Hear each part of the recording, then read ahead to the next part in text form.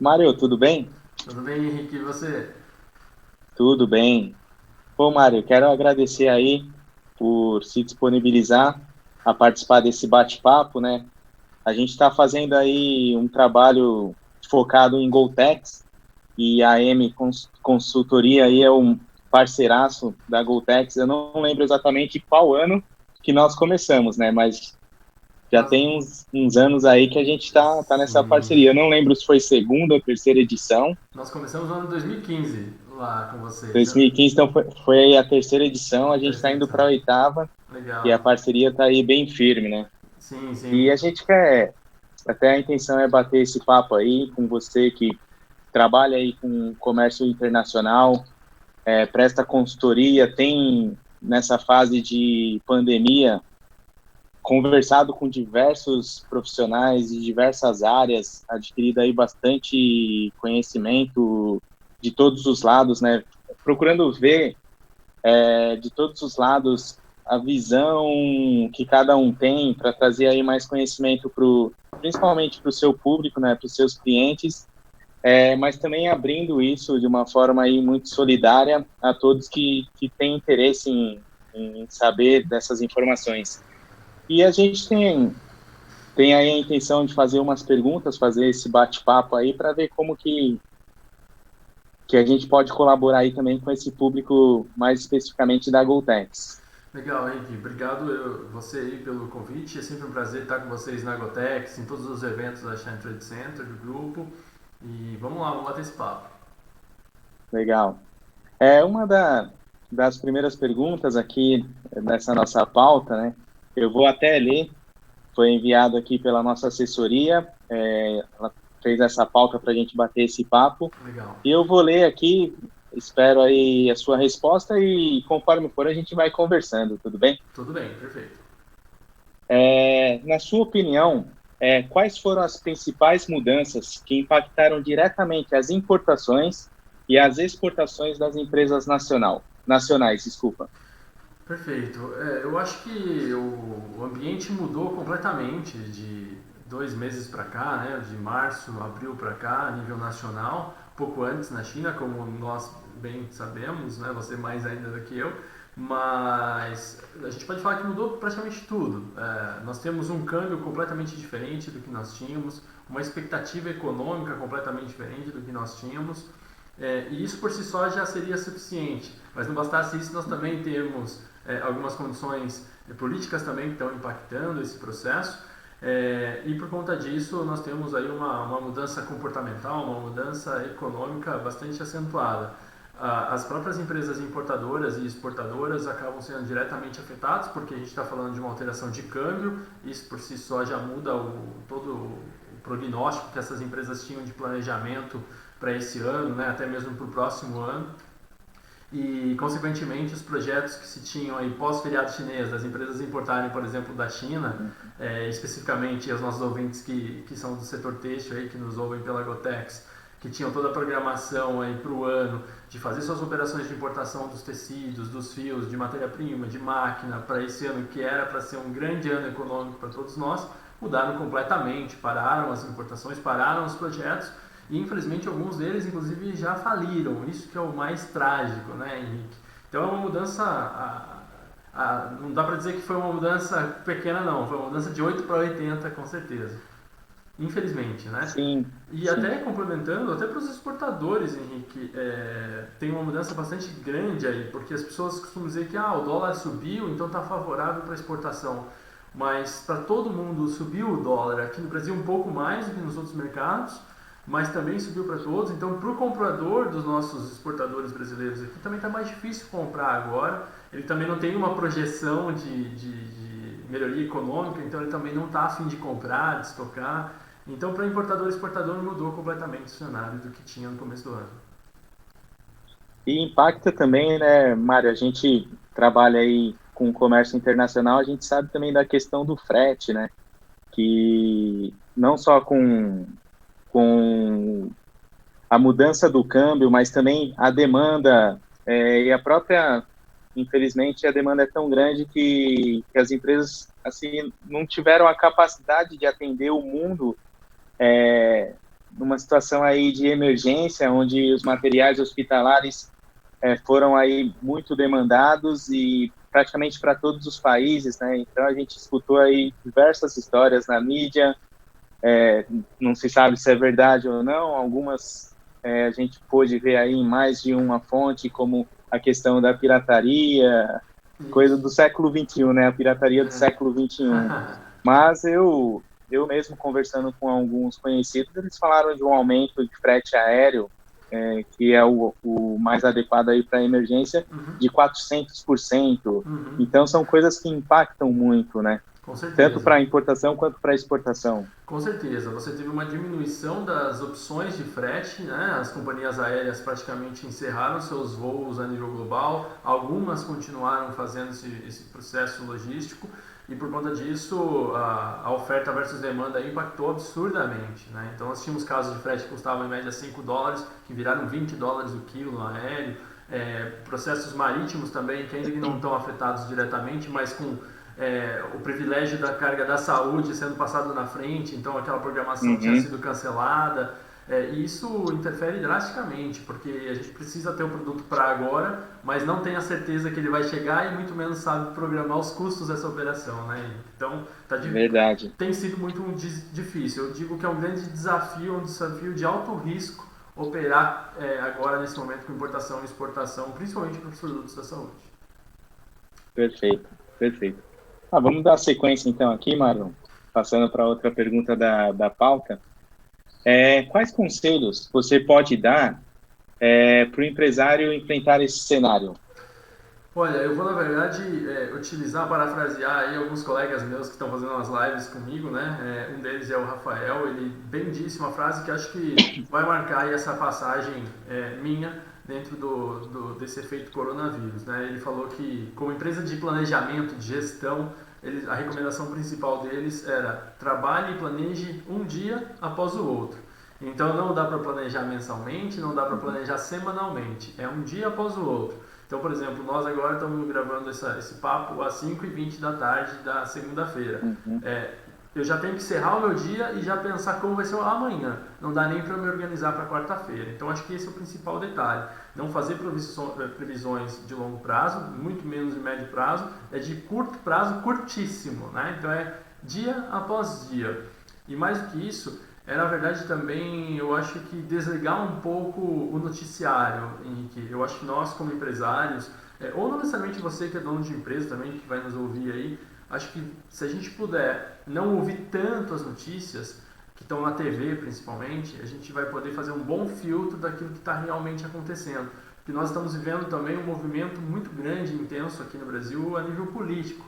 E aí você escuta uma emissora que é totalmente contra ou a favor do partido A ou B, e a gente fica com uma lavagem cerebral, sem saber muito o que acreditar, e isso a gente acaba trazendo como empresários, como colaboradores, para dentro da empresa, e não pode, né? Então nós temos que ter um momento de bastante cautela, sermos o mais frio possível, ainda que isso seja quase impossível, e planejar um dia após o outro. Perfeito. Mário, só pegando um gancho, não está aqui na pauta, mas a gente está falando aí do setor têxtil. Quando a gente fala de setor têxtil, claro, a gente lembra da China, um grande produtor. Mais recentemente você esteve na Índia também e acabou visitando algumas empresas do setor na Índia. Acho que até um pouquinho antes da pandemia estourar a nível mundial, né? E como que você sentiu o empresário indiano para esse ano? Olha, foi realmente assim, eu cheguei na semana em que estourou. Se eu tivesse demorado mais uma semana, talvez eu não teria conseguido voltar, eu teria ficado preso na Índia, aguardando aí novas condições aéreas, enfim, nova logística.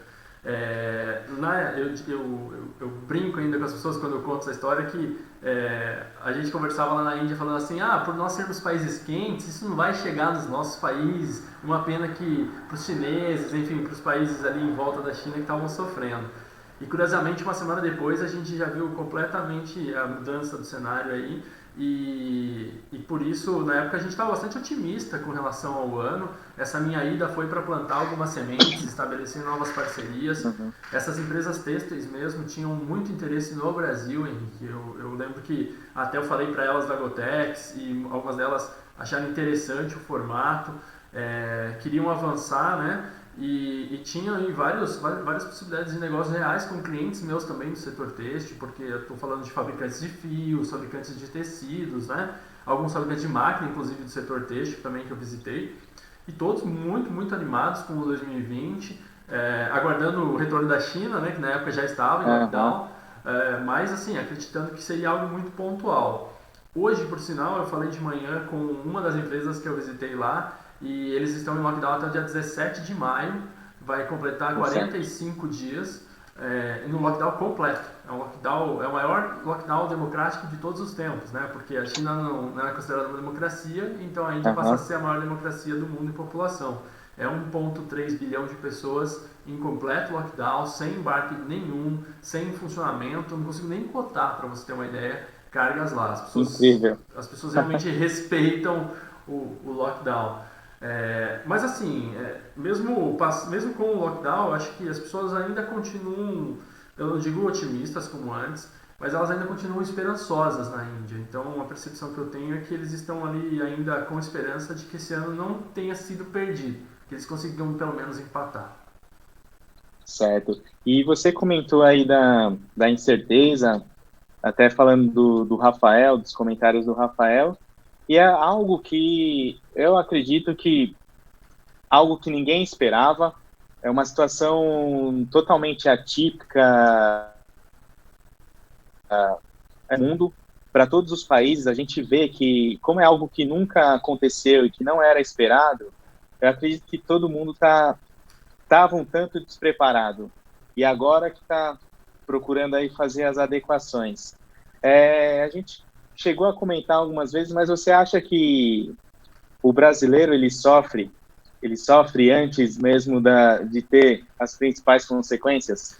Com certeza, Henrique, com certeza. Na verdade, eu acho que é um pouco da nossa cultura, né? A gente aqui no Brasil não é acostumado a viver esse tipo de situação, né? Nós não somos um país que sofreu por guerra, nós não somos um país que tem catástrofe natural, né? Então, esses episódios que aconteceram ao redor do mundo em alguns países, principalmente o Japão, que passou tanto por catástrofe natural quanto por guerras, normalmente a população desses países, elas têm um retorno a esse tipo de situação de uma maneira diferente com o qual o brasileiro tem, né? O brasileiro ele reage a esse tipo de informação de uma maneira muito imediatista, né? Querendo resolver todos os problemas ali naquele momento, já imaginando que o mundo acabou, e isso é falta da experiência, da maturidade, que não é um problema, é porque a gente não teve essa vivência mesmo, né? Diferente de países asiáticos. Então você pega a própria reação da Coreia, de Taiwan, a própria China, né? Como elas reagiram ao coronavírus, você vê que elas reagiram muito bem. Os índices, né? As estatísticas mostram isso. E mesmo tendo sido um fato que surgiu lá, né? Então a gente já pegou aqui numa sequência. A gente já deveria, na verdade, ter preparado que se viesse a gente estaria melhor hoje, né? Mas enfim, é um processo, eu acho, histórico que nós, como brasileiro, temos de reagir a esse tipo de situação. Eu acho que é um pouco do nosso perfil. Talvez essa seja a grande lição, Henrique, inclusive, que a gente vai levar desse cenário atual. Aprender a lidar melhor com esse tipo de situação em todos os níveis. Perfeito. Então eu vou seguir aqui, Mário, com mais uma pergunta da nossa pauta. Quais serão os principais desafios após esse período de pandemia? Eu acho que é justamente você se reestabelecer, se readequar, né? É o que nós estamos lendo hoje na literatura aí, que está surgindo, que é o novo normal, né? É o que está por vir a partir de agora. Então, são os hábitos nossos, sociais, os hábitos de higiene. O Brasil é um país com alto índice de higiene, né? Nós somos o país que mais consome serviços odontológicos, um país que gosta muito da beleza, da estética, né? Não é esse o problema, mas os hábitos nossos, coletivos, às vezes deixam a desejar um pouco em termos de higiene. Então, por exemplo, como nós a partir de agora vamos abrir a porta de um banheiro de um shopping, né? Como que nós vamos nos comportar ao sentar numa cadeira de cinema? Como a própria estrutura do cinema vai oferecer de serviço para nós a partir de agora? E mais do que isso, a nível global, eu acho que a gente vai ter um fenômeno parecido com o que nós tivemos pós 11 de setembro, nas suas devidas proporções. 11 de setembro, o pós 11 de setembro foi todo um trabalho global de melhorar a segurança na cadeia global de transporte, de logística, né? Certo. Então nós não tínhamos o que nós temos hoje de controle de passageiros, de transporte de cargas, né? Toda a conexão de dados, troca de informações entre aeroportos, portos, enfim. Isso surgiu pós 11 de setembro, há 19 anos, né? Eu acho que o que nós vamos ver a partir de agora é uma readequação nos níveis de conexão, né? A globalização transformou muito isso, conectou muito mais, então são os níveis de higiene em relação ao coletivo, nível de segurança ao que a gente não vê, né? A um vírus, a uma bactéria, a uma infecção. Então eu fico imaginando o que está por vir, por exemplo, num transporte aéreo, em que nós pegamos um voo de 15 horas para fazer uma conexão daqui São Paulo, Dubai, depois mais 8 para ir para a China, por exemplo. Que tipo de higiene nós teremos no voo, né? Porque nós estamos sentados do lado de uma pessoa às vezes que está gripada e nós nunca nos preocupamos com isso. E agora, né? Será que a gente vai poder ter esse tipo de relacionamento tão próximo? Eu acho que é isso que está por vir, mas ainda a gente não sabe, né, Henrique? A gente ainda está vivendo um efeito de estarmos no meio do caos e o que vai vir é o que as pessoas agora precisam já começar a praticar. Certo. É até complicado para a gente falar, até imaginar o que pode vir, por exemplo, para o setor têxtil. Mas falando de tecnologia em geral, eu acredito que não é nem algo assim para um futuro tão distante, pois a própria China utilizou de tecnologia, de geolocalização e outros meios de tecnologia para ajudar no combate à pandemia. Inclusive, aplicativos que você vai, algumas cidades estavam exigindo que você colocasse todos os seus dados, como que você chegou, qual meio de transporte utilizado, porque através dessas informações eles faziam um processo, utilizavam um processo de Big Data para cruzar informações e ver se você, como se fosse uma parametrização mesmo, que a gente acaba comentando no Comex, né? Se você estava ali com um sinal vermelho, se você estivesse próximo, se você esteve, né, próximo a alguém que teve o contágio, você teria que esperar 14 dias de quarentena. Se houvesse alguma probabilidade de um sinal amarelo ali, onde você esperava 7 dias, e não tendo nenhuma probabilidade, sinal verde, você estava liberado para transitar. Então, foram utilizados esses tipos de tecnologia. Eu acredito que também a tendência seja só aumentar. Mas se for falar no segmento têxtil específico, eu ainda não consigo imaginar que tipo de inovação que pode ter, né? Sim, olha, Henrique, pegando esse gancho que eu acho que é bem importante, até pelo foco aqui ser Agrotex, eu acho que a gente vai ver um fenômeno acontecendo mais rápido do que a gente imagina, porque se a gente traçar um paralelo com 11 de setembro, mais uma vez, as coisas começaram ali já em 2002, um ano após os acidentes, né, os ataques, já haviam-se resultados. Imagina agora com a tecnologia que nós temos, com a velocidade das informações que nós temos, passados aí 18, 19 anos, o quão rápido eu acho que a gente vai ter de retorno. O que eu começo a imaginar que vai começar a surgir, Henrique? Tecidos inteligentes, tecidos antibacterianos, anti-infectantes, uma maior tecnologia para que as próprias roupas consigam ser esse meio de combate, né? Para que a gente, pela roupa, a gente evite, seja mais protegido. Certo. Então eu acho que passa a ser uma necessidade. Eu também vejo que, por um outro lado, uma questão sustentável vai ser cada vez mais a preocupação das empresas, porque elas vão querer gastar menos, ter uma estrutura cada vez mais enxuta para poder passar melhor por crises e não sofrer como nós estamos vivendo. Então acho que a gente tem um impacto socioambiental nisso, né? E em contrapartida, Henrique, eu acho que muda inclusive um pouco do cenário de cadeias globais. Porque imagina o seguinte, nós nunca vimos tão real a necessidade de termos indústria nacional. Porque na falta e na dificuldade de se importar máscaras e equipamentos, o que a indústria nacional está fazendo? Se reinventando e produzindo. Verdade. Então o que eu acho que a gente vai ver? Muita indústria se reinventando, muita empresa que não era indústria se tornando indústria nacional, o próprio governo, o próprio sistema político impulsionando elas, talvez incentivando, que Deus queira, né? Incentivando inclusive para elas serem cada vez mais fortes. E aí, ao invés de haver aquela preocupação que nós tínhamos até então de cada vez substituir mais a produção no Brasil por importação, a gente veja um outro modelo de negócios, que é a China não saindo desse mapa, o mundo asiático não saindo desse mapa, mas sendo fornecedor de matéria-prima. E aqui a gente sendo o produtor final dos nossos produtos, sejam máscaras, sejam roupas, sejam produtos derivados do setor têxtil. Acho que essa vai ser a reinvenção do setor. Excelente, excelente, é um bom ponto de vista. E eu acho que se a gente fosse falar de um cenário ideal, acho que esse seria o cenário ideal É, para o Brasil. A gente mesmo trabalhando no comércio internacional, acredito que você também, como consultor, como uma pessoa de RI, acho que você já aconselhou também diversas empresas a fazer isso. No caso, quando eu trabalhei no setor de consultoria, eu também falava, quando a pessoa comentava, não, eu quero parar minha produção e só importar. E a gente fala, não, não faz isso, não fica refém de um único fornecedor, sabe, não dependa totalmente de um terceiro. Eu acho que o caminho é esse mesmo. Acredito aí que você tenha colocado aí um excelente ponto. Vou seguir aqui, Mário. Essa vai ser, não sei quanto tempo nós já levamos aí, mas eu tenho aqui mais uma pergunta da pauta aí para a gente continuar e já se aproximar do fim desse bate-papo, né? perfeito. E eu vou ler aqui para você.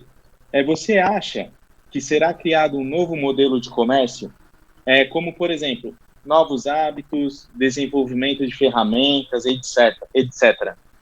Ah, sem dúvidas, né? Parte daquilo que a gente acabou falando já, né? Antecipando um pouco no papo anterior, da pergunta anterior. Eu acho que como nunca a gente vai começar a usar o celular como nosso passaporte, né? Então aqui talvez a gente carregue agora em alguns aplicativos controles de saúde. Eu sei que Taiwan tem um muito sofisticado, em que cada vez que você vai num médico ou que você tem uma gripe, algo, o aplicativo ele guarda esse histórico. Então como você falou, por GPS o cara já está numa situação de risco, já ocorre uma parametrização da pessoa ali. Então, acho que tecnologias como essa vão ficar cada vez mais demandadas e necessárias para a gente controlar. Afinal de contas, hoje é mais fácil fazer um censo por número de aparelhos de celular do que indo de casa em casa fazendo pesquisa, né?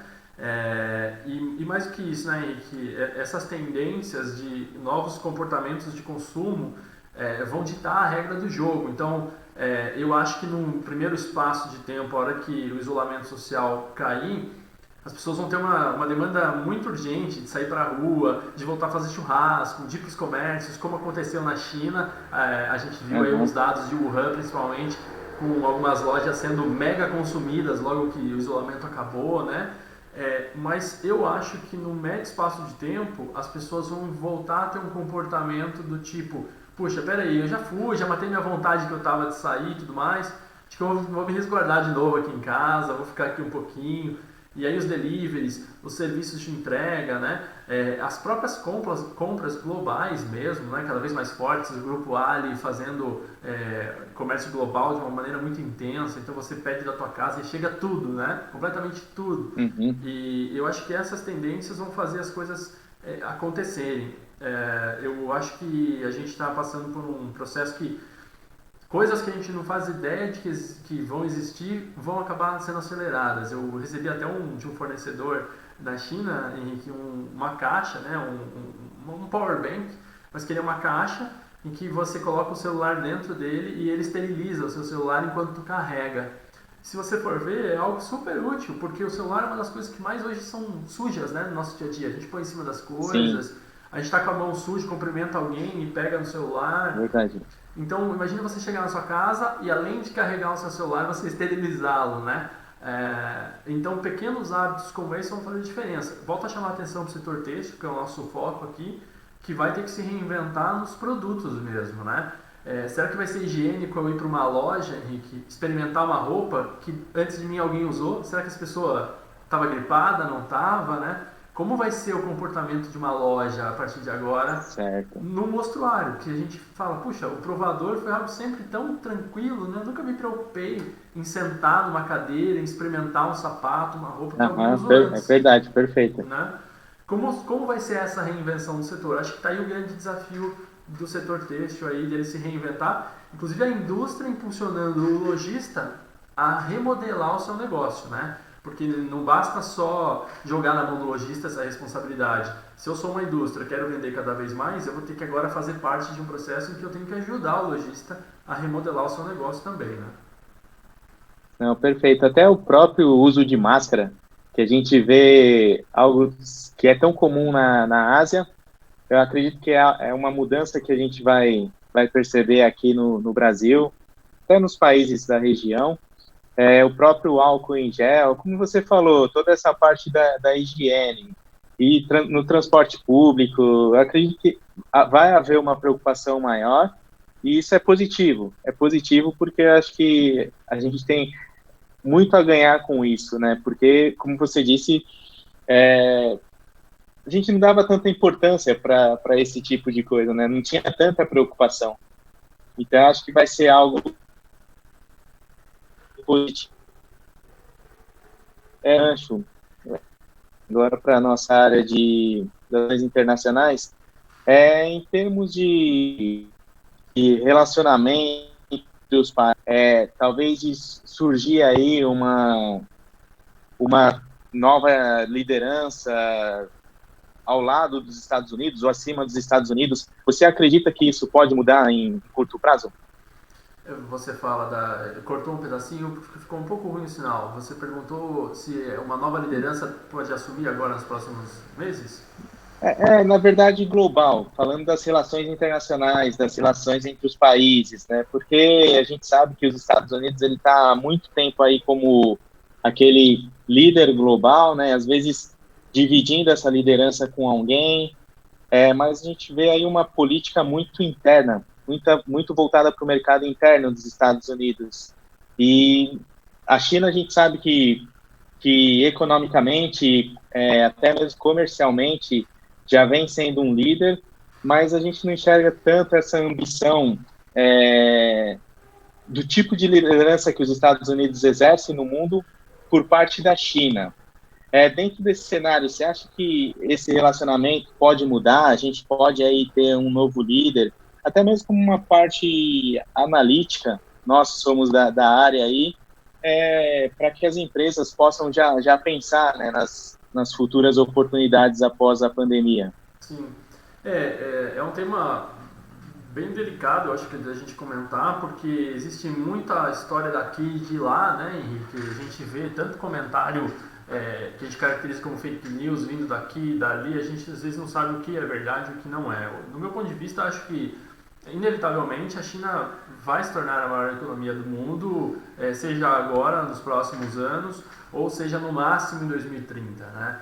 Pelo menos as expectativas de uma economia do qual ela vinha caminhando nos últimos anos apontavam para que no máximo em 2030 a China ultrapassasse a economia dos Estados Unidos.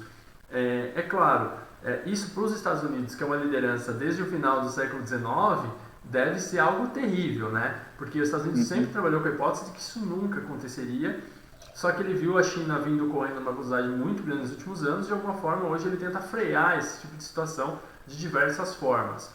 Agora, passa a ser inevitável, né, Henrique? Porque eu acredito, e não é uma defesa ao modelo de governo chinês, eu acredito que a China executou uma metodologia de governo que ela é muito favorável a esse tipo de situação que nós estamos vendo agora. O que eu quero dizer com isso? Volto a dizer, não é uma defesa a um modelo chinês. A metodologia com a qual a China desenvolveu política nos últimos 30 anos é que, do meu ponto de vista, é o mais interessante. O que eu quero dizer com isso? A China criou um modelo próprio que não vem nem de uma escola A nem de uma escola B. Eu estou querendo dizer, não vem nem do extremo comunismo nem do extremo capitalismo. Ela criou um modelo que eu diria que é híbrido, que ele atende tanto as questões políticas do país quanto as questões econômicas. Em contrapartida, todos os outros países do mundo até então estão vivendo muito nas escolas teóricas que já existem, quando na verdade os países deveriam desenvolver pesquisas e modelar a política, principalmente a economia, para a sua realidade, né? Os países não podem tomar como base uma referência. Eu costumo criticar muito quem diz assim: a gente deveria executar no Brasil a mesma política que os dinamarqueses, que os noruegueses, que os alemães fazem. Não dá para fazer isso, é completamente diferente. Assim como não dá nem para a gente tomar como base um país vizinho aqui também, porque as proporções territoriais, econômicas, históricas, idiomas são completamente distintas. Então o que a China fez lá na década de 70 para a década de 80? Ela modelou algo próprio para a economia dela. E hoje o que nós estamos vendo é que ninguém consegue mais segurar esse tipo de coisa. Por quê? Ela trabalhou num caminho aqui enquanto o mundo estava todo olhando para esse horizonte. Inclusive em Guerra Fria, né? Comunismo versus capitalismo aqui está dominando. E a China aqui, num modelo híbrido, trabalhando dos dois lados. Então eu acho que inevitavelmente a China assume a liderança do globo nos próximos anos aí, sem dúvida nenhuma. E eu acho que isso não vai ser algo tão drástico assim, porque, afinal de contas, muito ainda da liderança política global, seja no aspecto de guerra, seja no aspecto econômico, a própria moeda, o próprio idioma padrão global, são dolarizados, são americanos, norte-americanos, é o inglês. Então, eu acho que assim, a gente vai ver algo bem gradativo, né? Eu acho que vai ser mais uma liderança econômica do que uma influência em termos de liderança, né? Do que o que a gente conhece como soft power, né? Que é essa influência mesmo, de modo assim bem leve, que às vezes é imperceptível, mas que faz parte das nossas vidas, existe, faz parte das nossas vidas, inclusive na moda, né? E a gente sabe como que essas coisas influenciam. Não, é até bom. E aí, grandes, né?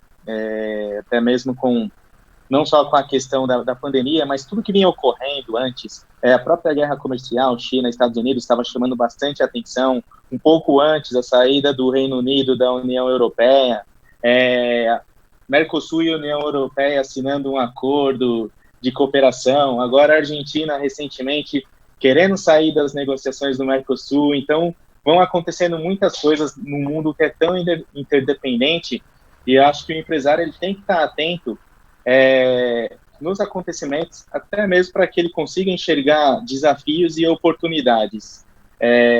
Como a gente fala e menciona bastante China, por ser esse gigante, é interessante a gente ver também que a gente sempre comenta, né, do crescimento dessa classe média chinesa, desse trabalho que eles têm de erradicação da pobreza, e o que isso pode trazer de oportunidades também para o Brasil, tanto para o setor de alimentos, de moda. Então, eu acredito que são coisas para que o empresário possa ficar atento, porque assim que a pandemia passar, a vida vai continuar, o mundo vai continuar girando e coisas vão estar acontecendo, né? Então, acho que é interessante. Mas é isso, Mário. Deixo aberto aí, não sei se você tem mais algum comentário. Não, eu acho que é isso, Henrique. Eu queria agradecer aí a oportunidade de mais uma vez falar aí com vocês, com todo o grupo, enfim, em específico com o público da Gotex. Enfim, fico à disposição também para mais coisas, enfim, se as pessoas quiserem conversar comigo, de repente ter alguma pergunta individual, também fico à disposição com os meus contatos pessoais que vocês têm e podem compartilhar aí, tá bom? Perfeito, Mário. Eu agradeço aí mais uma vez a sua disposição, as suas opiniões aí, as respostas, o ponto de vista, com certeza é de alguém que está no mercado, como eu disse, tem conversado com diversos profissionais de diversas áreas, está bem antenado, e acho que isso é importante. É como você disse, a gente fica muitas vezes preso nos noticiários e a gente acaba mesmo se assustando, mas quando a gente tem essa conversa com quem está trabalhando, com quem está vivendo esse modelo empresarial no país, em meio a essa pandemia, a gente acaba tendo outra visão. Eu acredito que uma visão mais otimista, mais clara, e acho que isso é muito válido aí para esse momento. Então, eu agradeço aí sua disposição, participar desse bate-papo, a parceria da EME ao longo dos anos, e que eu torço aí para que essa parceria dure por muito e muito tempo. Tá bom? Muito obrigado, Mário. Até mais. Um abraço. Até.